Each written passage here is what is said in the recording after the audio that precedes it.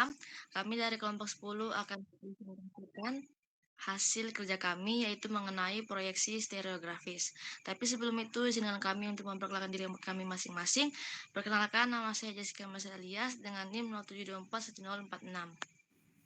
Perkenalkan, saya Aprilia Pasha Antoni, NIM 07241018. Perkenalkan, nama saya Kevin Alfandi Manuel dengan NIM 07241049.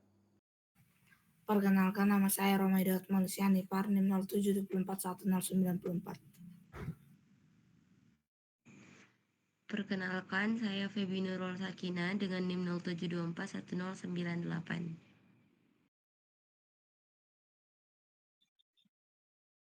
Bisa dilanjut. Roma, next.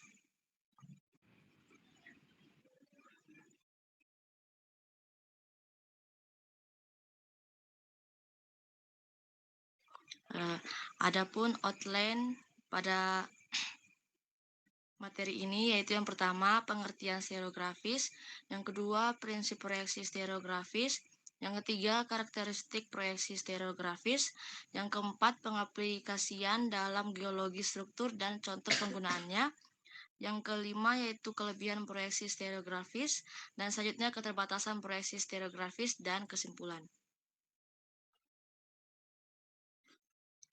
Apa itu proyeksi stereografis? Proyeksi stereografis merupakan sebuah metode penghayaan bola sebagai bidang datarnya syarat-syarat tertentu.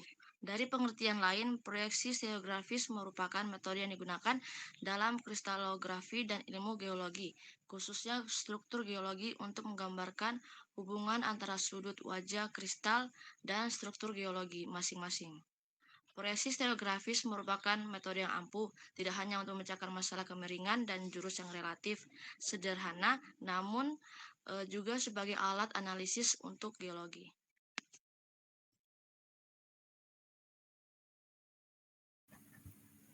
Masuk ke outline kedua, yaitu prinsip proyeksi stereografis.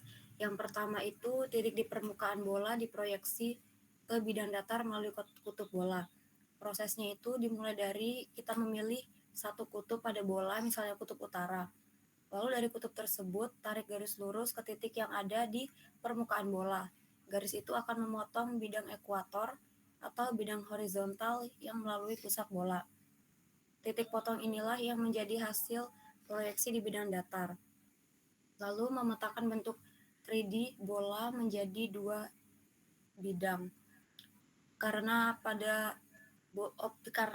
objek pada bola sulit digambar, proyeksi stereografis digunakan untuk menyederhanakan representasi ke bidang datar. Contohnya, arah suatu bidang atau garis dalam ruang bisa direpresentasikan sebagai titik di lingkaran. Lalu yang ketiga, sifat utama, sudut terjaga atau konformal, tetapi jarak dan luas mengalami distorsi. Keunggulan utamanya yaitu hubungan sudut antara garis atau bidang tetap sama, seperti aslinya di bola. Lalu kekurangannya, jarak dan luas tidak akurat, karena semakin jauh dari pusat bidang proyeksi, distorsi makin besar. Lalu yang keempat, banyak digunakan dalam geologi, kristalografi, dan pemetaan. Pada bidang geologi digunakan untuk menganalisis orientasi bidang, lipatan, sesar, dan data struktural. Lalu dalam bidang kristalografi digunakan untuk menggambar orientasi bidang kristal dalam ruang. Lalu untuk di bidang kartografi sebagai salah satu metode proyeksi peta dunia.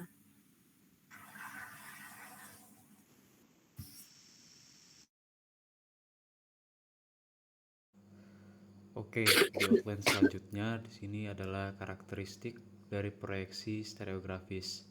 Nah, yang pertama di sini ada representasi data 3D pada bidang 2 dimensi. Bisa kita lihat contoh gambar di sebelah kanan. Di sebelah kanan itu adalah gambar 3D dan di sebelah kiri adalah 2 dimensi. Nah, untuk yang pertama di sini ada peta kutub. Setiap bidang atau garis di ruang 3D seperti bidang batuan diwakili sebagai titik pada sebuah lingkaran. Lingkaran ini disebut jaring stereografis atau Juring Wolf. Kemudian yang kedua ada arah dan kemiringan.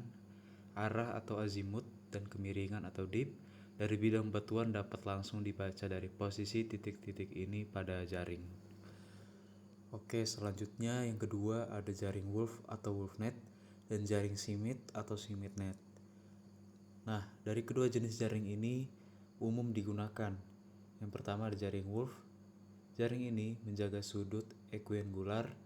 Ini sangat berguna untuk analisis kinematik seperti menentukan potensi longsor berdasarkan interaksi antara bidang-bidang batuan.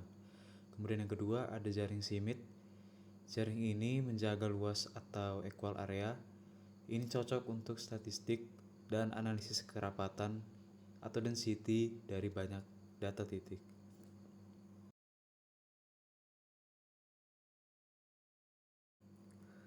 Nah, selanjutnya yang ketiga ada analisis kualitatif dan kuantitatif.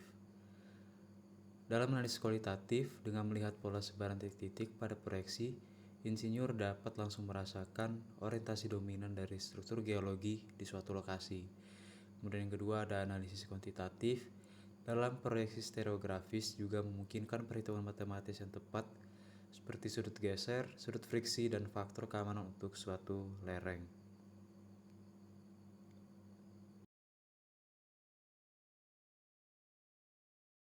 Selanjutnya itu aplikasi dalam geologi struktur.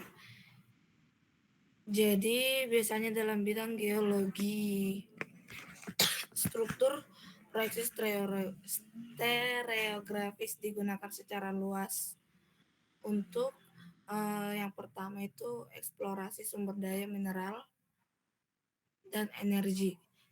Kita tahu bahwa proyeksi stereografis digunakan untuk menentukan lokasi cadangan minyak, gas, dan mineral dengan menganalisis orientasi lapisan batuan di bawah permukaan.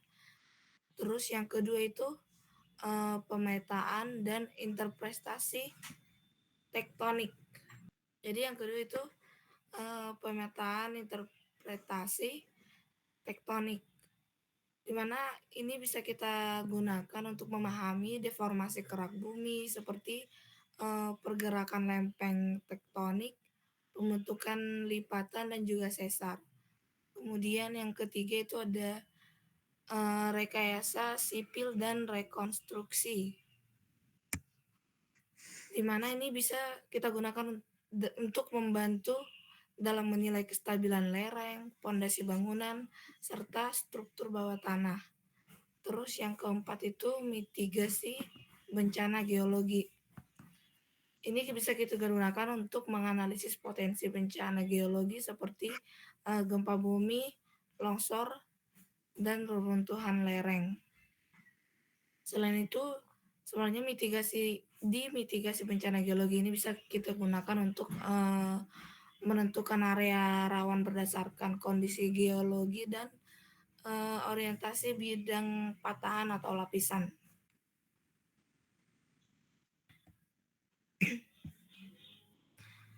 Selanjutnya itu contoh penggunaan. Yang pertama itu menggambar diagram stereografis dari bidang sesar. Melalui ini kita dapat melihat data kemiringan dan arah bidang sesar diplot dalam diagram stereografis untuk memahami pola sesar di suatu daerah. Selain itu juga bisa membantu menganalisis arah pergerakan dan kemungkinan jalur retakan batuan. Yang kedua itu menganalisis sumbu lipatan.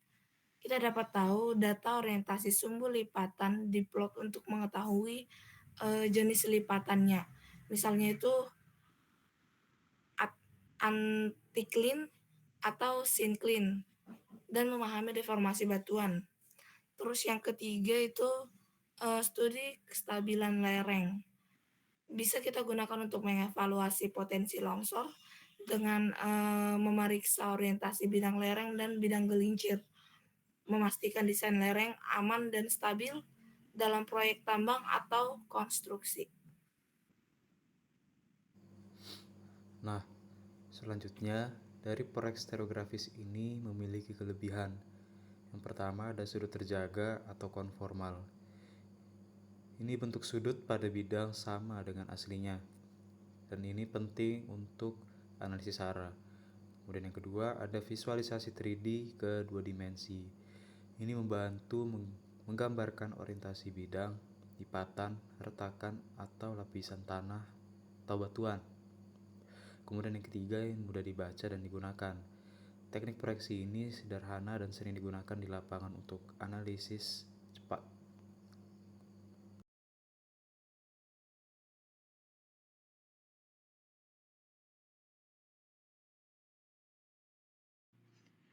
Baik, jadi untuk keterbatasan proyeksi stereografis ini, itu yang pertama ada luas dan jarak tidak dipertahankan, sehingga area tampak tidak proporsional. Yang kedua yaitu hanya efektif untuk menampilkan setengah bola, bagian yang berlawanan sulit untuk ditampilkan. Yang ketiga, tidak cocok untuk representasi data global atau skala besar. Dan yang keempat itu untuk analisis tertentu, misalnya volume, proyeksi ini kurang akurat karena sifatnya hanya representasi dua dimensi.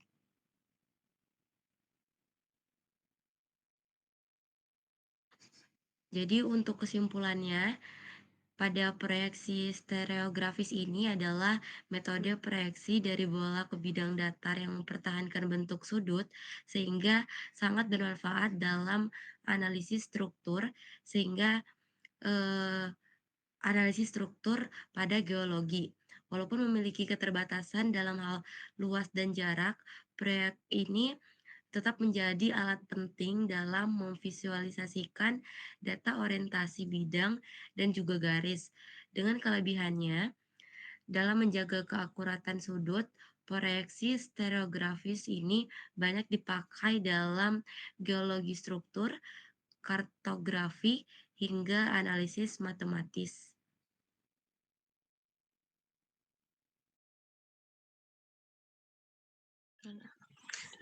Baik, demikian dari hasil presentasi kami. Sekian dan terima kasih.